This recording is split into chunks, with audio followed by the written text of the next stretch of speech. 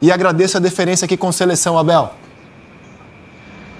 Olá, boa tarde a todos. Sim, é verdade, eu não sou muito de dar entrevistas porque ninguém me vai cobrar pelas entrevistas que eu dou, toda a gente me cobra pelos resultados. E eu, por norma, se vocês forem olhar um bocadinho para aquilo que é a minha carreira enquanto treinador, eu sei que vocês não a conheciam, mas sei que o Palmeiras a conhece muito bem, porque posso-vos dizer, quando cheguei ao Palmeiras e quando o diretor me entregou um relatório sobre mim, até eu fiquei admirado como é que conheciam tanto da minha forma de trabalhar, e foi uma das coisas que me surpreendeu. Mas é verdade, eu não sou muito de dar entrevistas, e digo-vos porquê. Porque eu acho que eu tenho que dar o direito a toda a gente ter essa oportunidade, e eu falei com o meu assessor de imprensa e disse, quem quiser falar comigo, eu terei disponível no final da época para falar com quem quiser, sem problema nenhum, desde o programa mais visto ao programa mais humilde, porque para mim todos são promotores do futebol. Sei que uns são mais vistos do que outros, mas merecem todos o mesmo respeito e a mesma consideração. Muito obrigado, Abel. O Abel está vendo fotos da imagem dele, né? Começou no Penafiel, jogou no Vitória de Guimarães, no Braga, foi lateral do Sporting, os clubes que ele defendeu. E, Abel, a primeira pergunta que eu queria te fazer é a seguinte: você deu um depoimento muito tocante depois da final da Libertadores, no qual você se disse o melhor treinador depois da competição e um pior marido, um pior pai, um pior filho. Agora você retorna a Portugal para ver a sua família, e eu queria saber se a sua família vai deixar você retornar ao Brasil. Afinal, não é fácil viver longe de quem a gente ama e de quem nos apoia tanto, Abel. Sabem, a minha esposa já está comigo há 22 anos. Eu tenho 42, portanto ela cobra muitas vezes mais do que o próprio torcedor e me pergunta porque é que tiraste aquele, não devias ter tirado o outro, porque é que fizeste esta substituição, porque é que não meteste mais um avançado. Portanto, ela já me conhece muito bem, e portanto ela sabe perfeitamente que existe dois amores dentro de mim. Até agora foi possível conciliar os dois, até há 1 ano e meio atrás. Desde o momento em que eu aceitei a aventura de ir para fora, de me desafiar, e para campeonatos que me fizessem desafiar, e porque queria também ter os meus títulos, crescer enquanto treinador, porque tudo o que vocês veem aqui atrás de mim é tudo enquanto jogador. Portanto, quando cheguei ao Palmeiras eu não tinha títulos, e aceito perfeitamente que não me conhecessem, porque é perfeitamente normal, mas também quero-vos dizer que ninguém foi antes de eu ser, não é? O Guardiola, antes de ser o Guardiola, enquanto treinador, tinha 0 títulos. O Klopp tinha 0 títulos. O Mourinho, 0 títulos. O Bobby Robson, 0 títulos. O Tite, 0 títulos. O Luxemburgo, 0 títulos. O Scolari, 0 títulos. Alguém teve que começar por algum lado.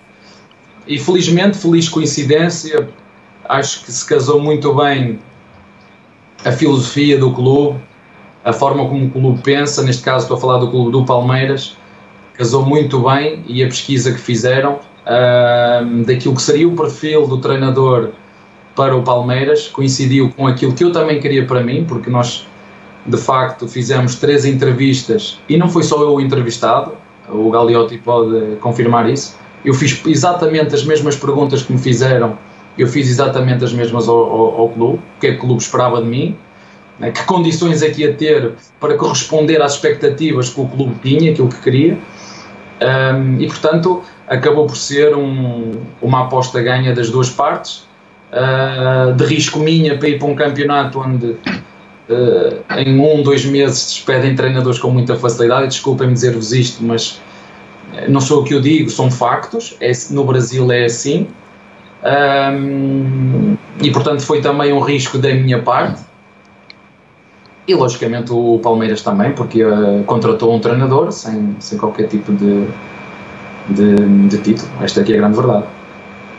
E como é que está com a sua família aí, Abel? Eu queria saber se a sua família, diante de tanta saudade, vai permitir que você retorne ao Brasil. Vai. Eu vou-vos dizer que quando chegou a altura e me disseram que já 2 voos tinham sido cancelados, e eu comecei realmente a ficar muito ansioso. Porque eu preciso desta parte, eu preciso da estabilidade emocional da minha família, eu preciso da aceitação da minha família, e eu acho que foi a primeira vez na minha vida enquanto treinador que eu publiquei uma foto em família. Foi a primeira vez que aconteceu, publicar uma foto minha com a minha família para toda a gente ver. E foi a forma que eu encontrei mais a minha família, com a autorização da minha esposa, porque quem manda aqui em casa é ela. Não adianta dizer que sou o que mando, eu sou o que falo mais alto, mas só para dizer já vou, né? Porque quem manda é ela, e modéstia à parte manda bem. Portanto, se manda bem, deixa mandar. Foi com a autorização dela, foi uma forma de agradecer tudo que o Palmeiras e a Crefisa, nomeadamente Palmeiras, Gagliotti, Crefisa, Leila, fizeram para que eu pudesse estar com a minha família, que é algo que jamais esquecerei, porque me tocou. Este tipo de viagens não são propriamente fáceis, e quando estava tudo fechado, eu digo-vos isto mesmo sinceramente, eu comecei mesmo a ficar ansioso, porque já estava há muito tempo sem ver a minha família, mas tudo correu pelo melhor, e agora está tudo bem. Eu disse isto aos jogadores, precisava muito, e disse-lhes a eles, a quem lá ficou, eu vou carregar energias aqui dentro, vou carregar amor para depois chegar aqui e poder-vos dar, porque a vida sem amor, e não falo de amor marido e mulher, falo de amor de colega, amor de pai, amor de filho, amor de treinador. Eu já utilizei essa expressão porque acho que é algo que nos deve acompanhar na nossa vida. Assim como é um fato que o futebol brasileiro é uma máquina trituradora de treinadores, é um fato que Portugal é uma máquina reveladora de treinadores. No século XXI, treinadores portugueses conquistaram 73 títulos em 30 países fora de Portugal. Você tem os casos famosos do Mourinho, por exemplo, do Jesus no Brasil, mas tem Manuel José no Egito, Pedro Martins na Grécia. É um país que tem revelado muitos técnicos vencendo em diferentes partes do mundo. Sobre isso também falaremos aqui ao longo do Seleção. Abel, tô aqui com o Pedrinho, ídolo do Vasco, um dos grandes jogadores da história do Palmeiras também. Pedrinho, o que você quer saber de Abel Ferreira ao vivo conosco? Primeiro, o professor Abel vai ter um ano de folga agora, com essa moral para patroa, vai ficar um ano no Brasil tranquilo. Professor Abel, vou entrar um pouquinho na questão técnica e tática. Aqui no Brasil a gente ainda tem muitas resistências à mudança do futebol, a gente ainda prega muito futebol raiz. E você com ótimas entrevistas, né, falando sobre os resultados. Eu brigo muito, o André sabe disso, sobre a questão da gente olhar o processo e não o resultado, porque às vezes o resultado não vem, mas o processo está sendo construído para médio e longo prazo. Você sente uma diferença no jogo dos atletas, comparando com os atletas europeus, na questão que eles muito mais aqui no Brasil, as ações que eles fazem no campo, às vezes elas são muito mais intuitivas, formadas pelo ambiente, pela pressão, pela atmosfera, e saem um pouquinho dos teus princípios, do teu modelo de jogo. Às vezes você tem um movimento para o atleta, mas se a torcida pressiona, ele faz um movimento para dar um bote que não era para ter dado. Você sente que ainda existe muito essa coisa dessa raiz, o jogador precisa resolver, e ele esquece que dentro de um conceito tático ele pode potencializar o seu jogo individual?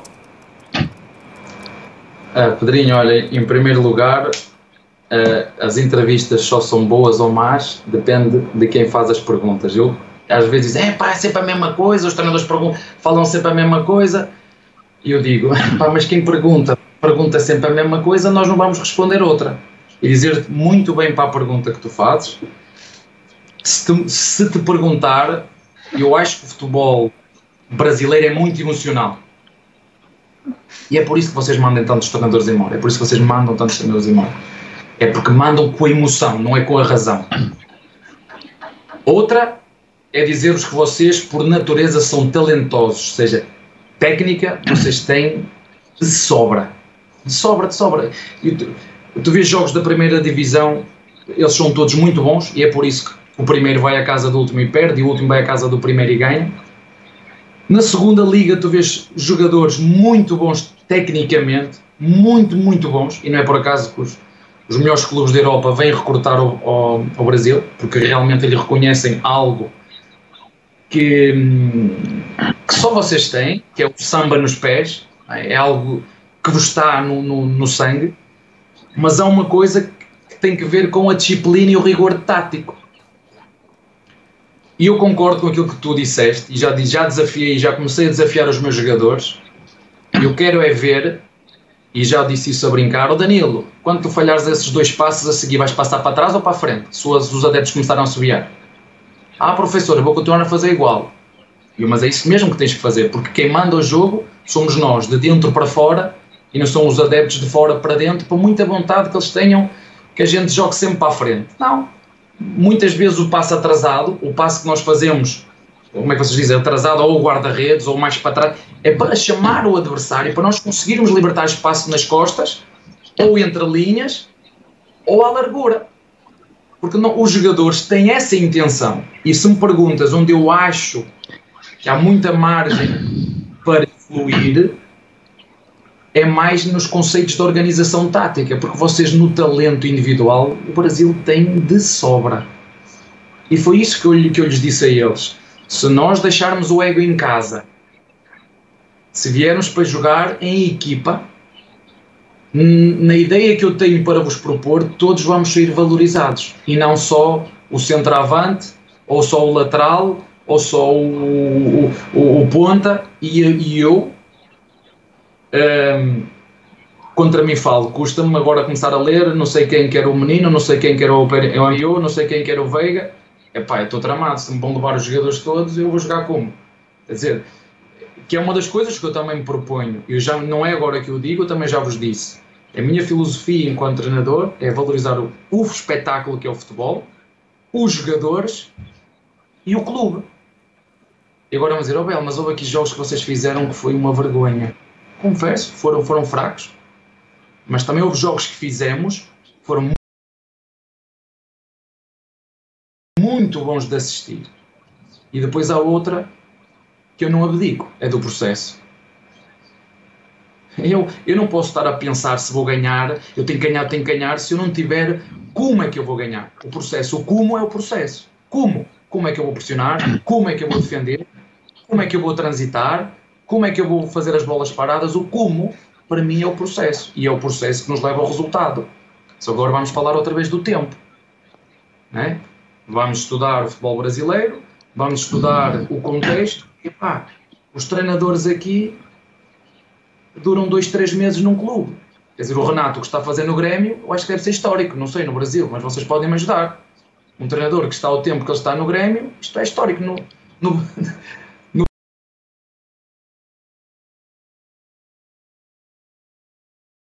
Brasil, não é? Mas, resumidamente,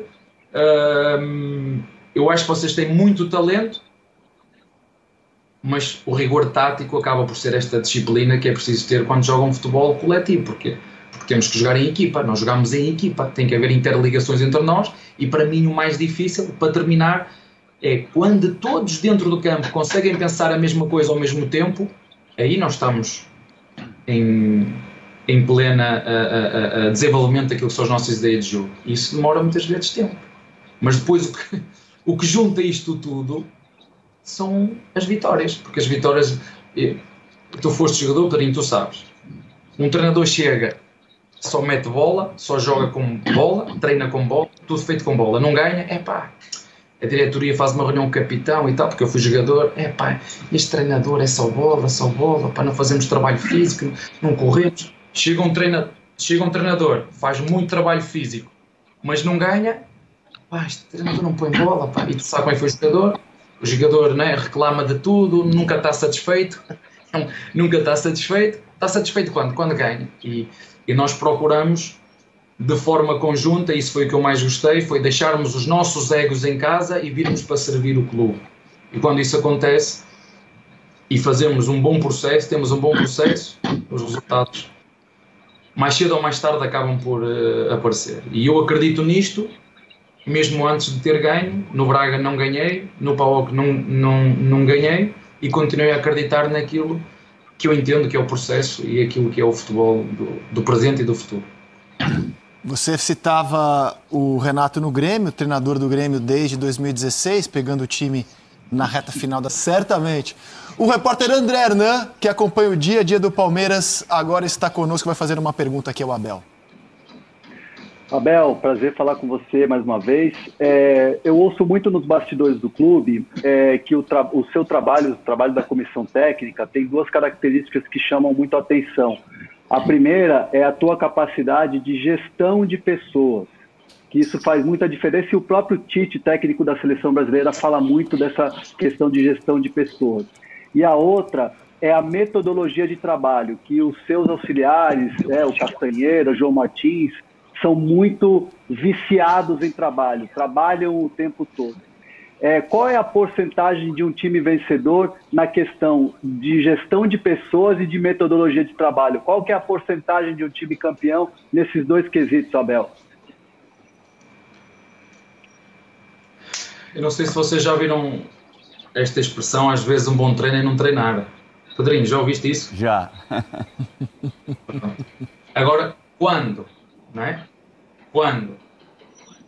Quando é que um bom treino é não treinar? Quando é que um bom treino é pegar no jogador no braço e falar com ele lá no canto? Quando? Não é? Eu não treino jogadores, eu treino homens. Trabalham na academia 301 pessoas. Aquele CT, a academia é o CT. Trabalham lá dentro 301 pessoas. E a minha equipe técnica foi crescendo nesse sentido. A minha equipe técnica trabalha desta maneira, porque todos eles trabalham comigo. O João Martins, que é o mais antigo, trabalha comigo desde 2011. E nós fomos crescendo à medida que eu fui sentindo necessidades de ficar mais liberto para umas coisas do que para outras. E eu não consigo estar em todo lado, eu não sou omnipresente, eu não consigo estar na fisioterapia, no balneário, no refeitório ao mesmo tempo. E então o que nós fomos fazendo foi o seguinte: o João Martins fica responsável por aquilo que é tudo que tem a ver com direção mais, ligação direta ao núcleo de saúde e performance e ao departamento médico. O Carlos Martinho, que vocês, não sei se vocês sabem quem é, mas vocês, não sei se o veem, que ele aparece menos, é o que fica responsável pela análise de adversário, análise de equipa e tudo o que é jogadores que nos chegam para nós avaliarmos, e é treinador também. O Castanheira é a mesma coisa, tem como missão analisar os jogadores que o clube nos propõe para contratar, mais a ligação direta à formação, tudo o que se passa na formação ele sabe. E depois temos o Tiago, que é o analista dos nossos adversários. E, portanto, vocês devem calcular, toda esta informação me chega a mim, detalhada, pormenorizada, esmiuçada, por forma a eu tirar as melhores conclusões ou para tomar as melhores decisões para que no dia de jogo ou para na preparação para o jogo possamos estar nas máximas condições. Agora, eu trabalho com pessoas. E se tivesse que escolher uma característica, embora elas todas sejam importantes, a gestão de recursos humanos, para mim, tem um peso hoje, aos dias de hoje, com os mídia. Atenção, eu tive um jogador que desistiu porque não aguentava mais a pressão dos mídia. Eu tive um jogador que desistiu porque não era por falta de qualidade, não era porque ele sabia muito do jogo, ele era bom, muito melhor que aquilo que ele estava a pensar no momento, e eu usei todos os meus recursos de persuasão para ele ficar connosco, e ele simplesmente não aguenta mais. Portanto, neste momento nós precisamos muito mais de tratar daqui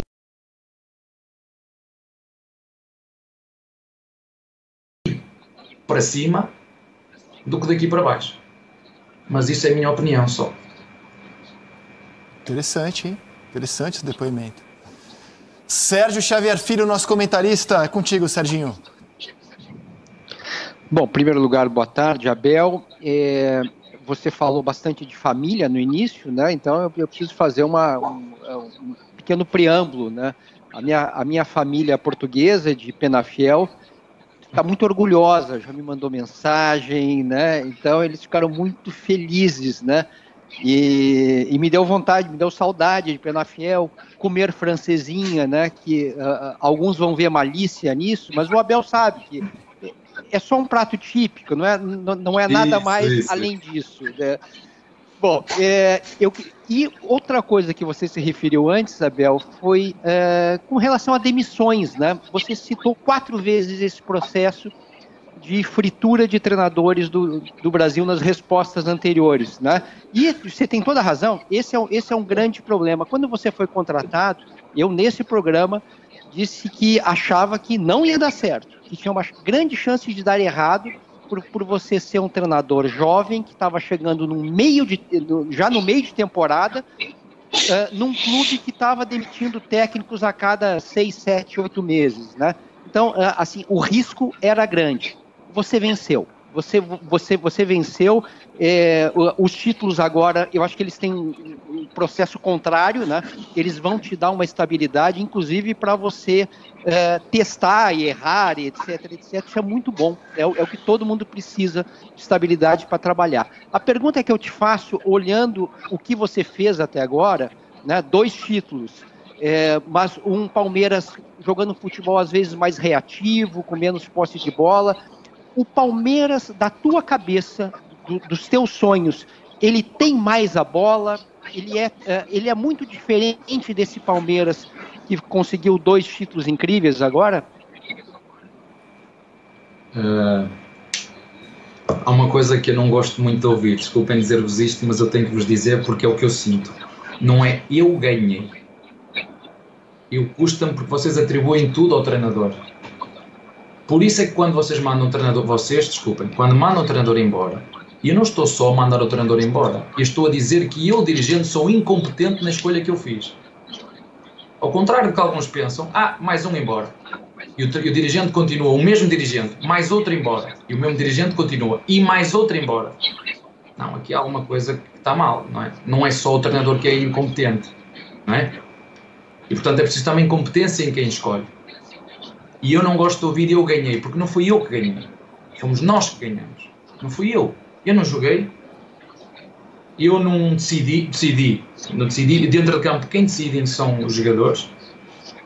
E vou dizer isto com toda a sinceridade. Nem quando eu cheguei, o plantel era, não digo mal, era tão fraco como a faziam crer, nem agora é o melhor do mundo.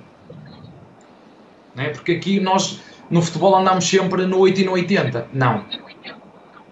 Quando eu cheguei, o plantel era bom e precisava de retoques, de afinações, e hoje é igual. O plantel é bom e continua a precisar de afinações. Não é? Agora, foi um risco, falou no risco, foi um risco, sabia que era um risco que estava a correr, sabia. Só que eu tenho 2 formas de pensar, ou há 2 formas de pensar, ou eu vou para um sítio a pensar, isto é difícil, todos vão embora, ou então encaro isto como um desafio, e se eu for o único que conseguir? E se eu for para lá e ganhar? E se nós, juntamente com toda a estrutura, conseguirmos fazer algo de diferente? Será que não vou ganhar mais entre o risco que vou ganhar ou entre a perda e o ganho? Não vou ganhar mais que aquilo que vou perder? Agora, é difícil. Tu atravessares o Atlântico para um país onde um português foi e ganhar tudo. Neste caso acabou por ser o Jesus.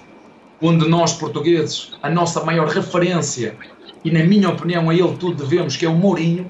O Mourinho foi para mim é a referência top dos treinadores portugueses, porque ganhou, e nos clubes que ganhou. Uma coisa é ganhar nos grandes clubes, outra coisa é ganhar no Porto, no Chelsea, que não é um grande clube, é um grande clube, mas não é dos 3, 4 referências, ou com história no Brasil, em Inglaterra, e portanto é muito por aqui que eu falo. Nós ganhamos, muitas coisas em determinados momentos nos correram bem, todos nós gostamos de um futebol lírico, e eu vi uma equipa que andou muito tempo em primeiro e que forçava determinado tipo de jogo a construir a partir de trás. Em determinado momento era espetacular, a partir de determinado momento começou a ser criticado porque queria muito forçar o jogo apoiado, queria muito forçar o jogo propositivo, queria muito ter o controle de bola, mas há uma coisa que vocês têm que perceber, é que a partir de determinada altura os adversários começam-nos a observar e dizem, esta equipa só faz isto, esta equipa só faz ligação curta, guarda-redes, zagueiros lateral, lateral médio ponta, e não há momento nenhum que haja variabilidade no jogo. E eu, quando falo de jogo, não há só uma forma de atacar ou de fazer golos, que é no futebol propositivo, em que nós chamamos jogo de posições, em que é só o toca. Não. Se o adversário está atrás da linha da bola e nós fazemos isso, e eu abro o jogo sem problema nenhum, se eu tenho 10 jogadores atrás da linha da bola, o meu ataque, eu chamo-lhe o ataque posicional, tu tens que ter um jogo mais calmo, tens que ter mais tem que ser um jogo mais temporizado, tem que ser um jogo onde penses mais, que é para não perder a bola. Agora, se eu estiver a defender e eu ganhar a bola, se naquele momento o meu adversário estiver desorganizado, eu vou entrar em ataque posicional? Não, eu tenho que acelerar, eu tenho que andar para a frente. O objetivo é fazer golos e ganhar o jogo. O objetivo não é quem faz mais posse de bola ganha. Mas a posse de bola serve para controlar o jogo. Claro, se eu estiver a ganhar 2-0, os meus jogadores têm essa capacidade para controlar o jogo com bola, vamos fazer isso, por que não? A melhor forma de defender é tirar a bola ao adversário. Eu, se não entregar a bola ao adversário, não sofro golos. Agora, eu costumo dizer que há 4 formas de fazer golo. É no ataque posicional, ou vocês chamam o jogo propositivo, né? Eu chamo-lhe o ataque posicional. Há o contra-ataque, há as bolas paradas e há a criatividade individual dos jogadores. Não é? Por exemplo, estou-me a lembrar aqui do golo do Rony contra o São Paulo. A bola entrou no Rony, ele vem para dentro 1 contra 1, saco. Foi o treinador? Não. É ele, é a qualidade dele. Foi a criatividade dele. Agora há outros golos que nós fazemos que têm a ver com o jogo coletivo. Portanto, eu não faço só... E às vezes, quando eu tiro tempo para ouvir gente competente a falar de futebol, eu quero relembrar as pessoas que não há só uma forma de atacar o adversário. Não existe só o jogo propositivo. E não foi por acaso que o Guardiola veio buscar um guarda-redes a Portugal, que por acaso é brasileiro, não é? Que lhe dava uma coisa que ele queria. Era jogo curto e jogo longo.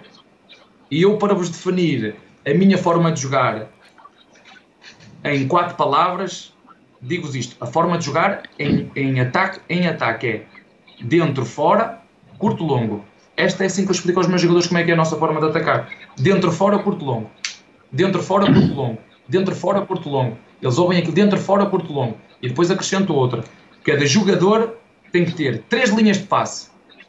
Apoio, largura e profundidade. Apoio, largura, profundidade. E agora qual é que vais escolher?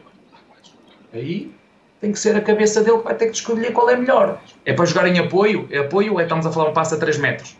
É para jogar à largura? Eu falo jogar no ponto ou no lateral, não é? Como é que se chama? Vocês chamam o ponto ou nós chamamos de extremo. No ponto ou no lateral. Ou para jogar à profundidade, é nas costas.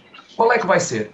Vais ser que tu a decidir. Tens que ler, interpretar o jogo e tomar a decisão que o jogo está a pedir.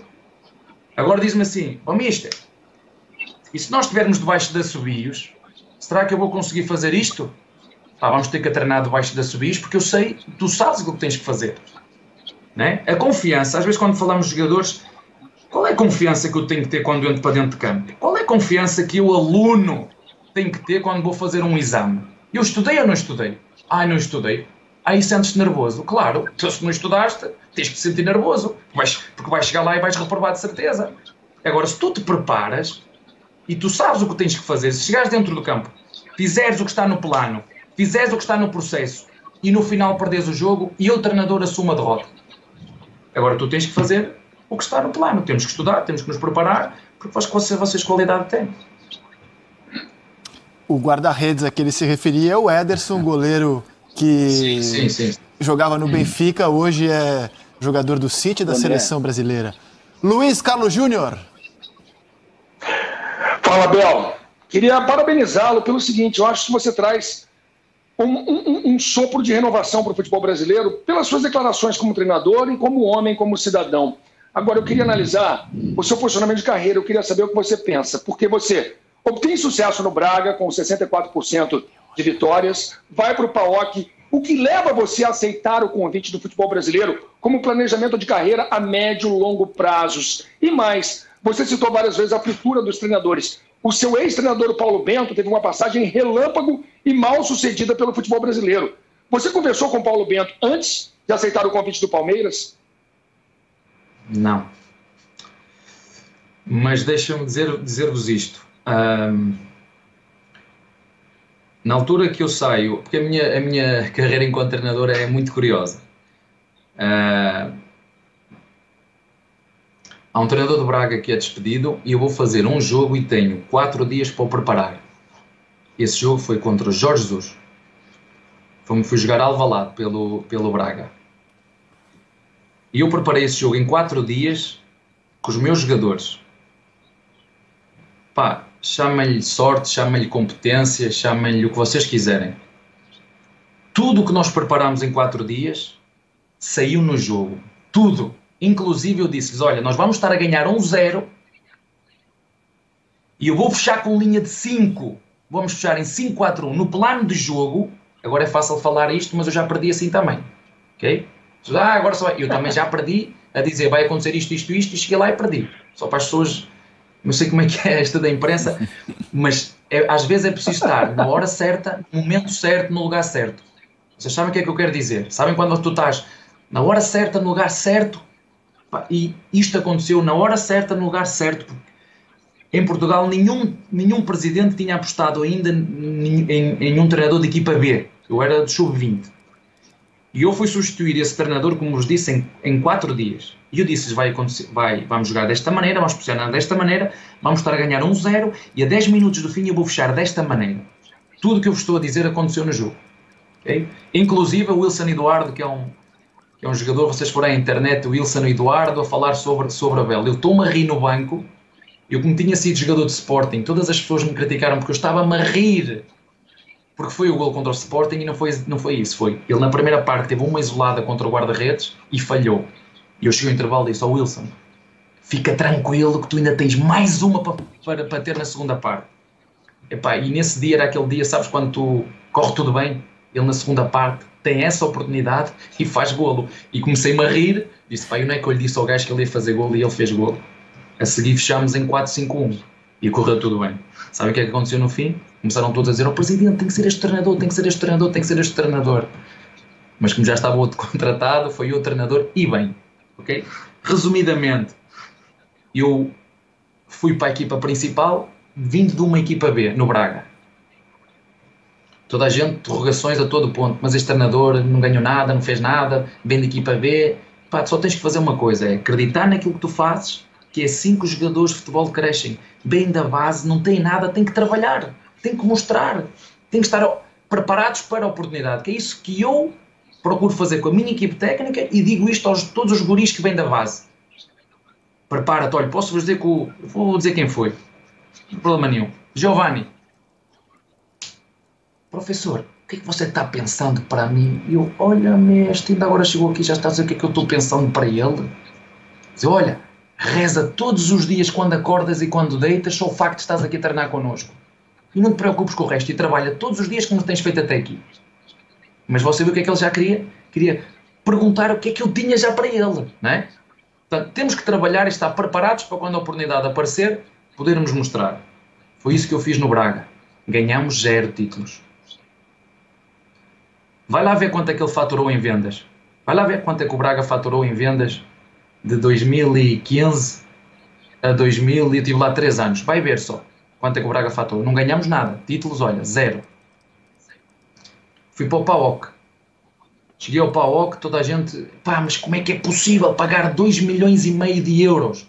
Em reais é vezes 7 agora, não é? É 2,5 milhões vezes 7. Não ganhou nada. E eu ia para um clube que tinha sido campeão grego, a Copa, e tinha ganho a taça, o campeonato e a taça. Lá fomos, fizemos uma época regular, ficámos em segundo, o Olympiacos é uma equipa fortíssima, ficámos em segundo. No ano seguinte, que era o sonho do clube entrar na Liga dos Campeões, conseguimos eliminar o Besiktas, conseguimos eliminar o Benfica e depois caímos com o Krasnodar, que é uma equipa também muito, muito boa. Passado um mês, o Palmeiras liga-me sobre a possibilidade de eu ir. E eu lembro-me perfeitamente de ter falado com a minha equipe técnica: pá, vocês querem ir para o Brasil? Palmeiras. E um elemento da equipe técnica disse: mister, esse clube é dos maiores clubes no Brasil, dos maiores. E eu, a partir dali, comecei a fazer o meu trabalho de casa, a ligar para as pessoas de quem eu confio, a fazer o meu trabalho, enquanto as negociações iam andando. Quando chegou a altura da primeira reunião, porque fizemos 3, não foi uma, foi 3 reuniões, daí eles fizeram perguntas, mas eu também fiz perguntas ao clube, e cheguei à conclusão que este é o clube certo para nós começarmos a ganhar títulos. Epá, mas também, se não for ali, também não vai ser em lado nenhum, porque é um grande clube, nós temos todas as condições, vamos, olhamos uns para os outros, vamos embora. Nós tugas como somos, queremos ir descobrir mundo, vamos lá atravessar o Atlântico. E foi assim, e tem sido assim a nossa. E se vocês se lembrarem da minha entrevista, porque agora depois é fácil falar, quando as coisas acontecem é fácil. Antes eu disse que não vim para o Brasil passar férias. Eu disse isso. Disse: eu não venho para o Brasil passar férias. E só se pode ganhar títulos nos grandes clubes. Não é agora que eu estou a dizer isto. Eu disse isto lá naquela coletiva. Se vocês forem ver, há lá muita coisa que aconteceu agora que foi dita lá. E está explicado também o conhecimento que o Abel demonstrou do clube na sua apresentação. A gente mostrou ao vivo e ficamos aqui todos boquiabertos com o grau de conhecimento que ele mostrava da história do Palmeiras, citando pontos cruciais para todo torcedor que conhece a história da Sociedade Esportiva Palmeiras. O Abel citou o trabalho dele no Braga na temporada 17-18, pode não ter conquistado o título, mas teve o recorde de pontos do Braga na história do Campeonato Português, 75 pontos na 4ª posição. Fala, Luiz. É exatamente isso que eu queria falar, porque o Abel falou: não conquistei nenhum título no Braga, mas olha o grau de dificuldade de conquistar um título no Braga. Ele fez um trabalho excelente no Braga. Sim, sim. E em cima disso eu queria falar com o Abel sobre a cultura portuguesa de técnicos. Ele citou o Mourinho como uma grande referência, que além de ganhar a Champions com o Porto, foi campeão inglês com o Chelsea. No século, a gente tem 73 títulos em 30 países diferentes, fora de Portugal, na mão de treinadores portugueses. Tem título no Egito, na Grécia, no Brasil. E eu queria saber do Abel justamente sobre isso. E são técnicos diferentes, não é que há um jeito português de jogar. Existem maneiras muito diferentes de esses treinadores portugueses montarem as suas equipes. Eu queria saber de você, Abel, qual é a explicação para isso? Para ter tanto treinador espalhado pelo mundo, e já que você citou, se teve um sabor especial eliminar o mais poderoso clube português, o Benfica, treinado pelo Jorge Jesus na Liga dos Campeões, Abel. Olha, primeiro dizer-te que realmente o Mourinho é referência para nós todos. Foi o primeiro a dar o passo, foi o primeiro a ir, foi o primeiro a abrir portas. E posso-te dizer que quando me casei, levei 3 livros de Mourinho debaixo do braço. E a minha mulher disse-me para mim: o que é que tu vais fazer com esses 3 livros? Tu não vais ter tempo para estudar, nem para ler. Mas a verdade é que nessa altura, eu ainda era jogador na altura, e levei, porque o que é que este treinador tem que todos os jogadores falavam? E eu na altura joguei contra ele, mas toda a gente falava dele: ele estuda os adversários, ele sabe as táticas dos adversários, ele tem gente que vai ver os treinos da casa dos adversários. Eu achava curioso. Ele, quando começou a lançar os primeiros livros, e depois de ter ganho, eu comecei a ler tudo aquilo que ele fazia, tudo aquilo que ele escrevia, ligava para os jogadores. Tinha colegas meus que jogavam no Porto, e eu dizia: porque é que ele é diferente? Ele dá-te uma moral, tu até pareces que és o Pelé, Estou-te a dizer, a forma de fala contigo, parece que te mete lá em cima, parece que és outro jogador. E isto vai-te ficar... E eu na altura ainda era jogador, isto vai-te ficando na memória, e tu vais sendo fruto destas experiências, deste crescimento. O que é que o treinador português para mim tem?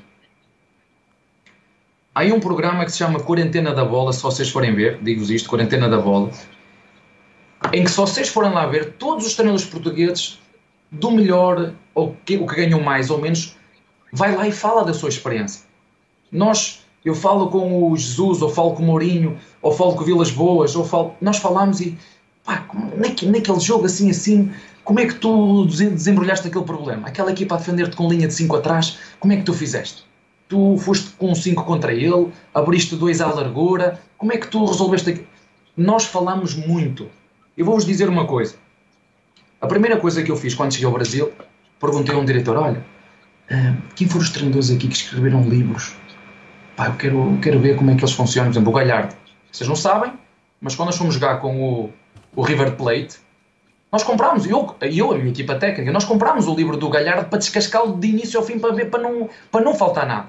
O Galhardo, a minha equipe técnica, comprou o livro do Galhardo, que é para não faltar nada. E disse, pá, tem ali conteúdo mais. Eu, enquanto eu estava a estudar, eu estava a aprender.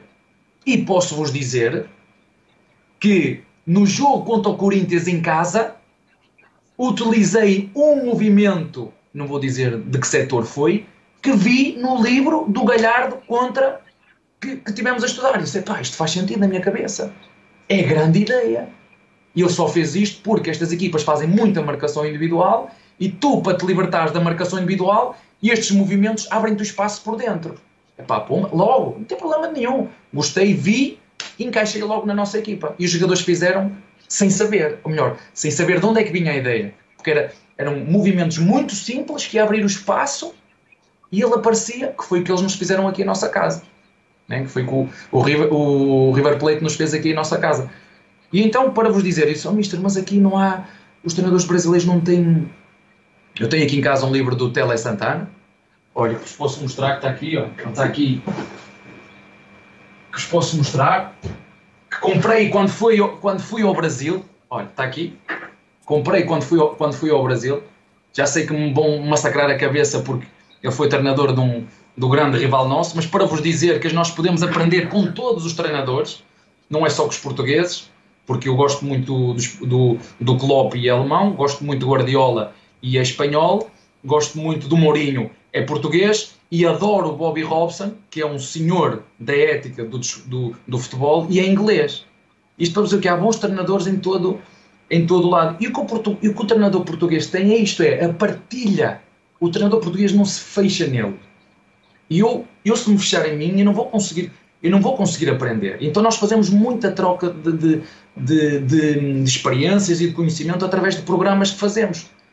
Seja pela internet, seja presenciais, o que nós chamamos de reciclagem. Nós fazemos muito isso. Nós dentro de campo é até à morte para ganhar um ao outro, mas fora de campo há aquele respeito de pá, como é que tu resolveste aquele problema? Jogámos 2 vezes contra o Hoffenheim, contra o Nagelsmann. Braga contra o Hoffenheim. Ganhámos 2 vezes esse jogo. Eu disse aqui a vários colegas meus, treinadores, assim, vejam esse jogo.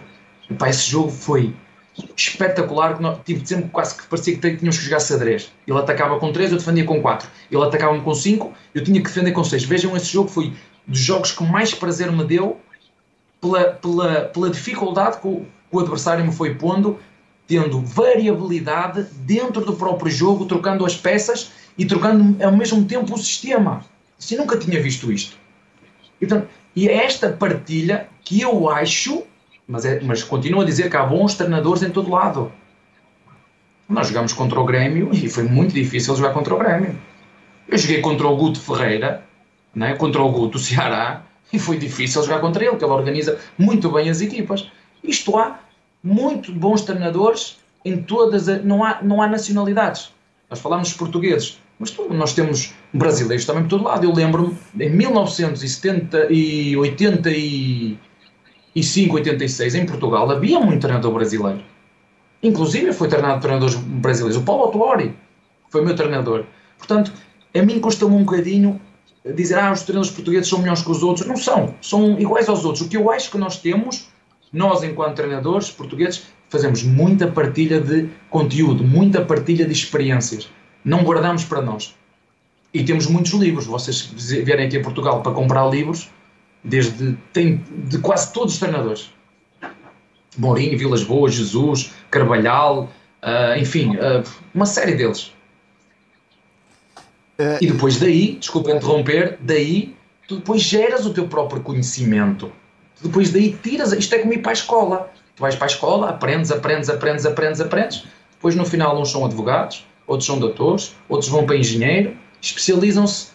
Eu gosto mais de contra-ataque, eu gosto mais do ataque posicional, eu gosto de uma equipa mais em espera. Depois cada um faz o seu conhecimento. Agora, o conhecimento nós, treinadores portugueses, partilhamos muito.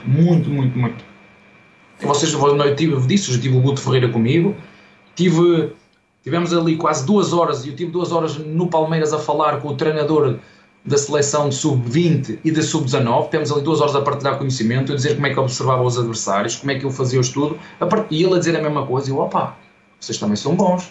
Isto aqui no futebol ninguém o inventou. Temos é que que definir um caminho e acreditar naquilo que se faz. Para mim isso é que faz a diferença, é que tu acreditares naquilo que tu estás a seguir. Eu não posso vender um produto que eu não acredito. É curioso que os 2 últimos campeões da Libertadores por clubes brasileiros são treinadores portugueses. Estou aqui elogiando a escola portuguesa, hoje muito vitoriosa, mas já 2 brasileiros dirigiram a seleção portuguesa e com sucesso, né? O Luiz Felipe Scolari e o Otto Glória. Mas você me desculpe a curiosidade, Abel, não sei se você acha fútil a pergunta, mas é que eu fico curioso sobre como um jovem treinador português se sente ao eliminar o Benfica, que é o clube mais poderoso do seu país, numa Liga dos Campeões, dirigido pelo Jorge Jesus. Você te deu um gostinho especial, essa eliminação no mata-mata da Champions, né, na última temporada? Olha, sabes, quando saiu, antes de ir o sorteio, a minha esposa estava a dizer, pá, não quero nada que saia o Benfica. E eu estava-lhe a dizer, eu quero mesmo que saia o Benfica. Ela, não, mas eu não queria, o Benfica é equipa difícil, eu quero mesmo que saia o Benfica. E sabes porquê? Porque nós vamos apanhá-los ainda num processo de início do processo. E eles ainda vão estar ali a aprender e nós vamos matá-los aqui em casa. Porque nós já vamos estar um bocadinho mais à frente em termos de época competitiva, a 2 jogos, aí eu tenho que ser honesto e dizer-vos que a 2 jogos ele passava. Okay? A 2 jogos, ida e volta, ele passava. Agora, a 1 jogo só e em minha casa, eu disse aos jogadores, atenção, eles vinham fazer o primeiro jogo oficial contra nós, contra o PAOK. E eu, já com 1 ano, com o PAOK nas minhas costas. 1 ano nós a treinarmos aquela equipa. Portanto, quando o Benfica ia entrar num processo novo, porque trocaram de treinador e iam começar a entrar num processo novo, portanto, eu já tinha 1 ano de trabalho, portanto, já havia aqui vantagem, já tinha a minha equipa consolidada, ou seja, individualmente, 1 contra 1 eu perdi o jogo, fácil. 1 contra 1, guarda-redes contra guarda-redes, 1 contra, se fosse analisar individualmente, perdíamos o jogo fácil. Agora, coletivamente, nós estávamos melhores. Isso não era preciso, nós estávamos melhores, nós já tínhamos um processo consolidado. E isto que lhes estou a dizer a vocês foi o que eu disse aos jogadores. Nós temos todas as condições para eliminar esta equipa. Todas as condições. Por isto, a 1 jogo. Agora, não lhe disse que era é só um jogo, mas depois o treinador tem que levar o discurso para o lado que quer, não é? Mas temos que os convencer que é possível. Pronto, e agora teve um impacto tremendo, porque eu saí do país na altura para vir para fora, e vocês sabem que quando nós estamos fora, as pessoas às vezes dentro do país deixam de acompanhar tanto o nosso trabalho, mas quando isso surgiu, eu senti, para além de tudo, era uma oportunidade de nós cumprirmos com um sonho do clube que nunca conseguiu, foi para o PAOK entrar na Liga dos Campeões. Pronto, e no caminho passou-nos o Benfica, que curiosamente era um dos melhores clubes portugueses, um dos melhores, né? E que tínhamos a oportunidade num jogo só de os eliminar, e eliminámos, e muito bem, não foi... defendemos, sim senhora, porque já sabíamos que íamos ter que defender um bocadinho, porque, e volto a falar, nós não atacámos e defendemos do mesmo nível, não é? Umas vezes atacámos daqui para baixo, outras vezes atacámos de igual para igual, outras vezes atacámos de cima, não é? Porque somos melhores, não é? Um São Bento, Palmeiras, nós somos melhores. Em condições normais nós temos que ganhar este jogo. Essa é a nossa responsabilidade. Agora, gosto. Todos os jogos me dão gosto de ganhar, não é? Quem é que não gosta de ganhar? Isto é algo que está dentro de nós. Agora, era um clube português contra um treinador português.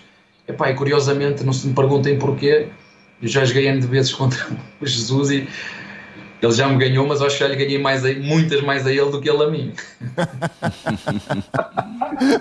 E agora Se eu não me engano, tá num 4-3-3 lá. No 4-3-3, né? Eu tô sem óculos. Parabéns. É, isso mesmo. Não, a minha pergunta é a seguinte, ele falou sobre o jogo posicional. Não, o que tu estás a ver são os laranjinhas. O laranjinha. Mas é o contrário, não é não. Nós atacamos é com 4. São 3 a construir, 3 médios e 4 a atacar. Aqueles 4 Isso é para enganar o adversário. A minha pergunta, Abel, é em cima até do que você falou sobre o jogo de posição, o jogo posicional. Eu não vejo o Palmeiras sendo um time reativo. Eu acho que o Palmeiras, ele joga essa fase do jogo, porque você jogar em transição ofensiva, ela é uma fase do jogo de uma forma muito potencializada. E aí, passando para o jogo posicional, você acha que no Brasil, culturalmente, o jogo de posição ele requer movimentos dentro dos setores, obviamente, com a bola muitas vezes como referência, e o jogador brasileiro, culturalmente, ele é impaciente. Eu fui muito tempo assim, eu jogava de meia, se eu não estivesse pegando na bola, eu vinha buscar a bola no pé do zagueiro e não fazia nada, só para dizer que estava participando. Você acha que pela cultura, né, e pela cobrança dos assovios, como você falou, dessa impaciência, o jogo de posição no Brasil, ele pode demorar a ter um crescimento justamente pela cultura? Olha, às vezes é que eu estou a puxar o saco, não é? Mas, mais uma vez, uma grande pergunta. Sabes qual é a equipa que melhor faz jogo posicional no Brasil?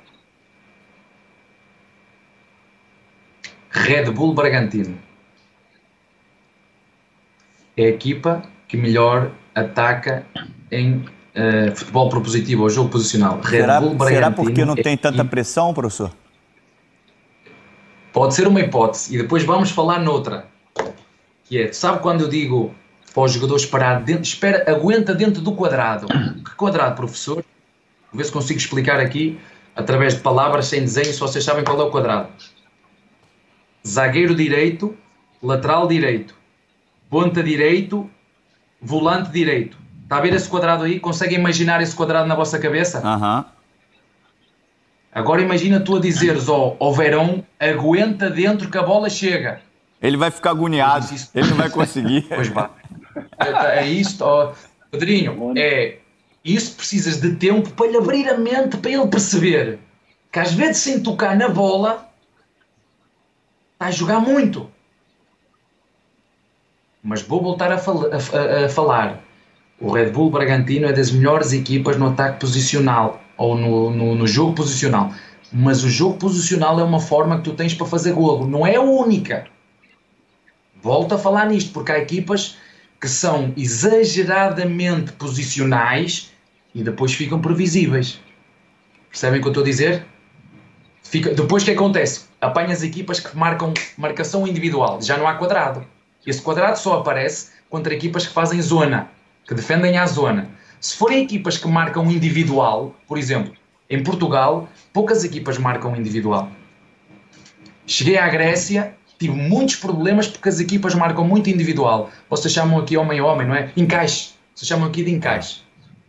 Eu, como já vinha habituado do PAOK da Grécia com marcação individual, eu cheguei aqui aos jogadores e comecei-lhes a dizer, olha, nós temos que começar a enganá-los. É? Nós temos que mandar a bola para um lado, mas nós temos que correr para o outro. Que é para ficar livre do outro lado. E se eles vierem atrás de nós, então nós vamos ter que já não dar o jogo posicional. Eu, para resumir, eu vou-te dizer assim, vou ver se consigo ser claro. Eu, se atacar uma equipa que defende em defesa zona, por exemplo, Atlético Paranaense, que nós jogamos, eu tenho que ter um jogo posicional muito forte.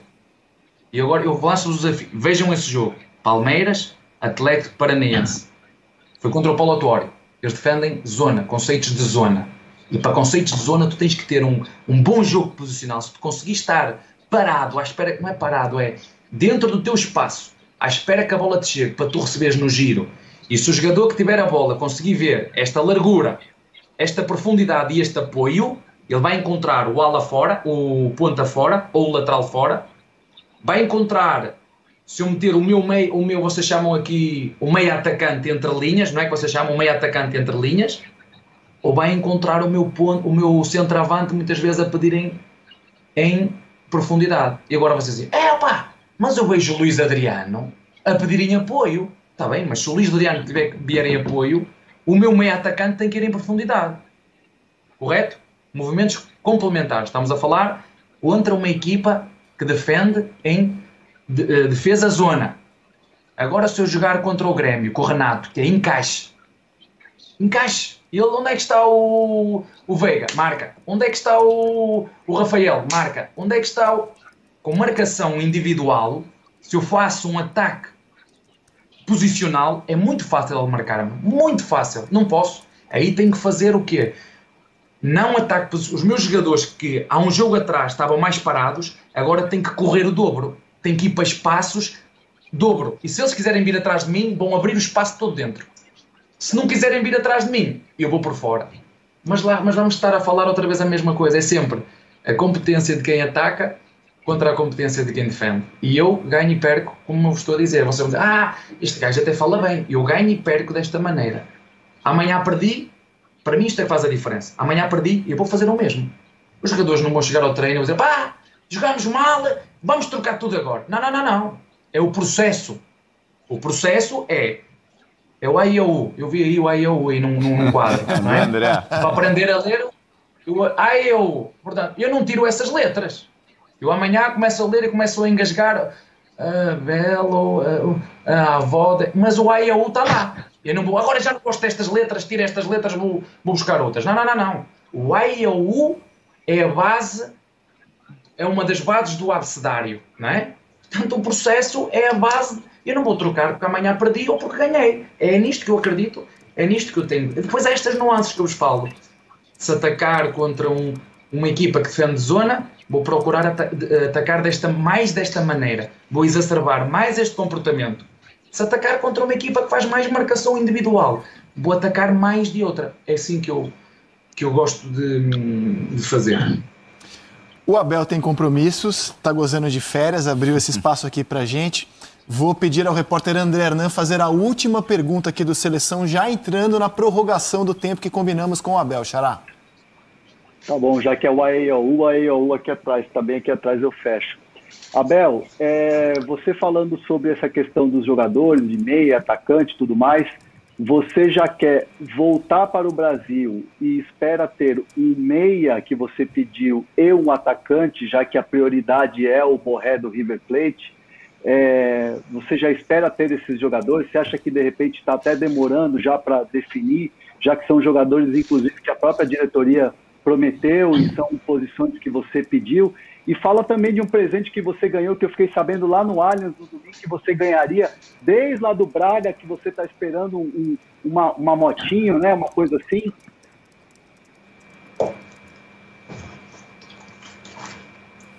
Aê!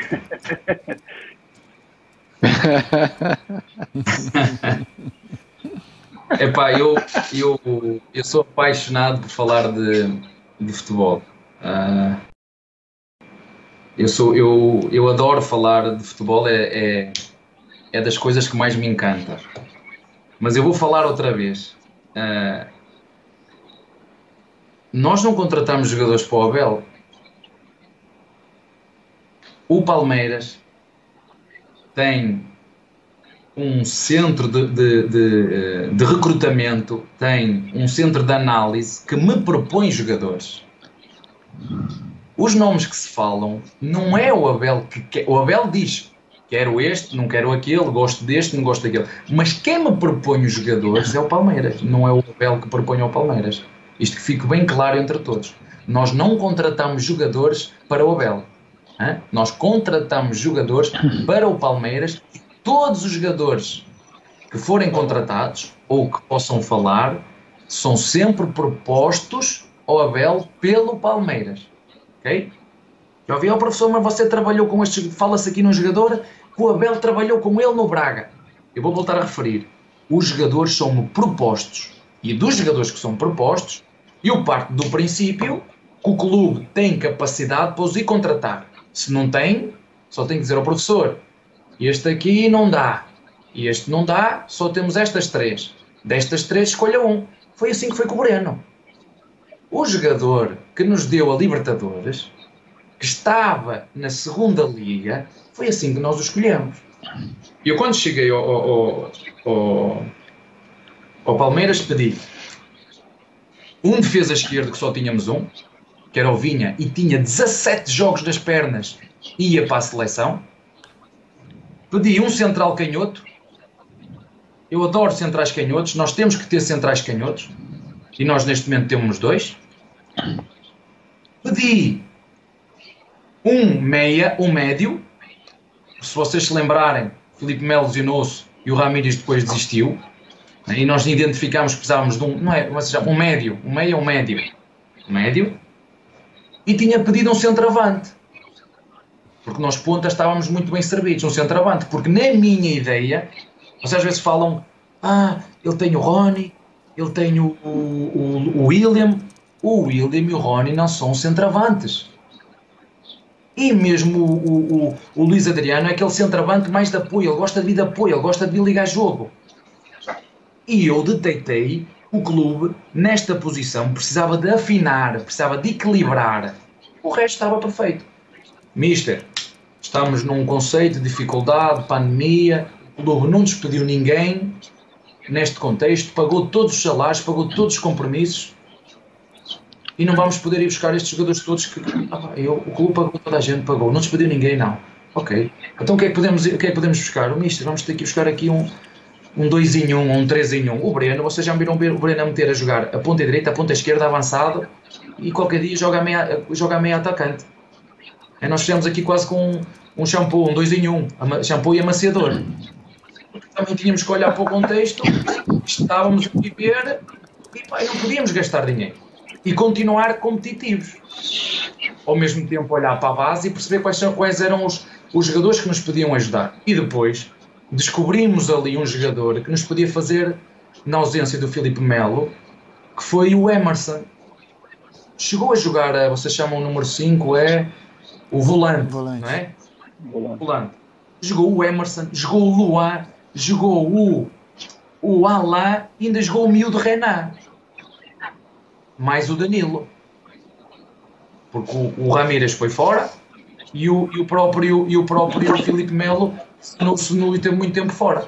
Portanto, eu sou daquele tipo de treinador que eu serei tanto melhor quanto melhores forem os jogadores que trabalham connosco.